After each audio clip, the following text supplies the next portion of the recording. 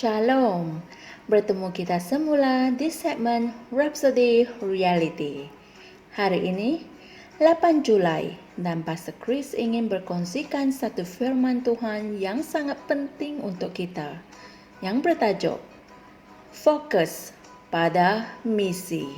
Haleluya.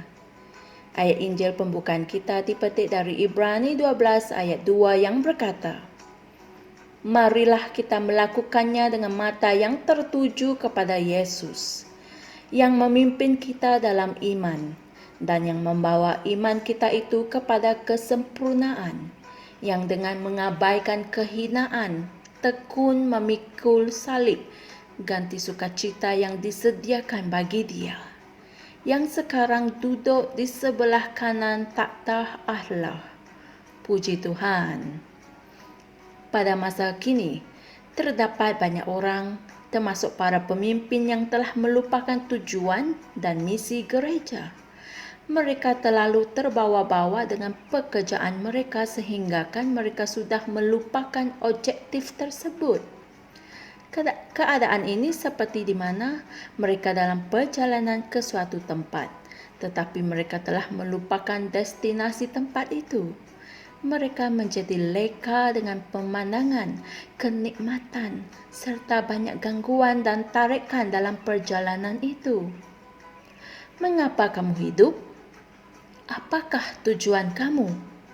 Dalam 2 Korintus 1 ayat 8 hingga 9, Rasul Paulus berkata, kerana tidak kami kehendaki, hai saudara-saudaraku, bahawa kamu tidak mengetahui hal kesukaran yang sudah menimpa kami di Asia, bahawa kami sangat dibebani melampaui kemampuan sehingga hilang harapan kami bahkan untuk hidup. Namun kami di dalam diri kami sendiri, kami telah menerima hukuman mati supaya kami tidak menaruh keyakinan kepada diri kami sendiri, tetapi kepada Allah yang membangkitkan orang mati. Haleluya. Hanya apabila kamu memahami misi kamu, maka kamu akan dapat memiliki sikap dan pemikiran seperti orang yang kita perhatikan dalam ayat-ayat Injil yang kita baru baca tadi. Puji Tuhan. Tanpa kesedaran tentang misi tersebut, kamu tidak akan dapat mencapai apa-apa walaupun kamu mungkin menikmati perjalanan itu. Oleh sebab itu, kamu mesti hidup sebagai orang yang mempunyai tujuan, yaitu tujuan yang telah diberikan oleh Tuhan. Amin. Dengan berbuat demikian, tiada apapun di bumi ini yang boleh menjadikan kamu goyah. Perkara-perkara di bumi ini tidak akan mempunyai makna bagi kamu kerana mindamu fokus pada tujuan kamu dan misi kamu. Haleluya. Begitu juga dengan Yesus yang telah mengabaikan kehinaan, tekun memikul salib, ganti sukacita yang disediakan bagi Dia, yang tertulis dalam Ibrani 12 ayat 2.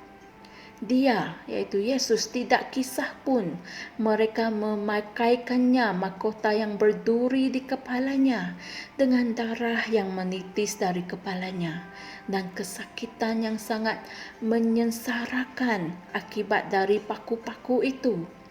Dia tabah menanggung penderitaan semua itu. Puji Tuhan.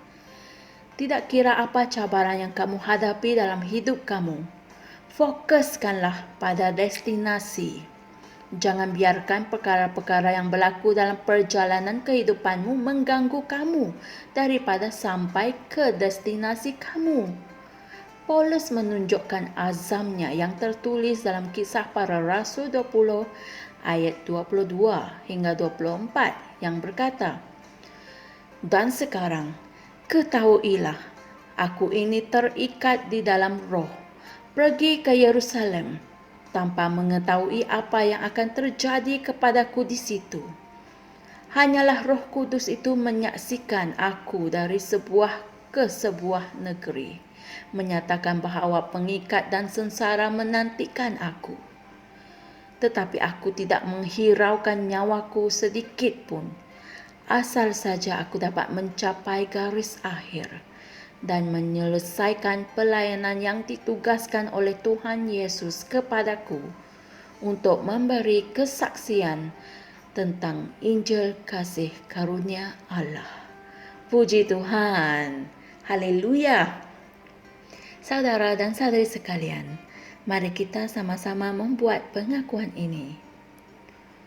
Aku enggan menjadi terganggu dengan keadaan, pengalaman, atau kesulitan. Tumpuanku adalah kepada Kristus, pada firman-Nya dan tujuannya untuk hidupku. Aku bersemangat untuk agenda Tuhan. Dengan hatiku berterusan membara untuk melakukan kehendak-Nya. Aku melihat lebih daripada dunia ini dan aku tetap kuat dalam Tuhan. Amin.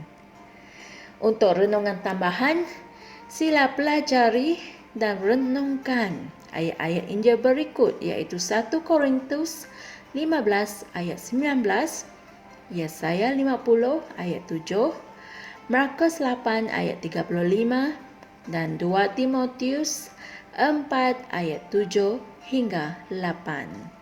Haleluya! Tidak kira apa jua yang berlaku di sekeliling kamu, fokus tumpuanmu pada Yesus Kristus, pada firman-Nya dan tujuannya untuk hidupmu. Ingatlah, hari pengangkatan semakin dekat.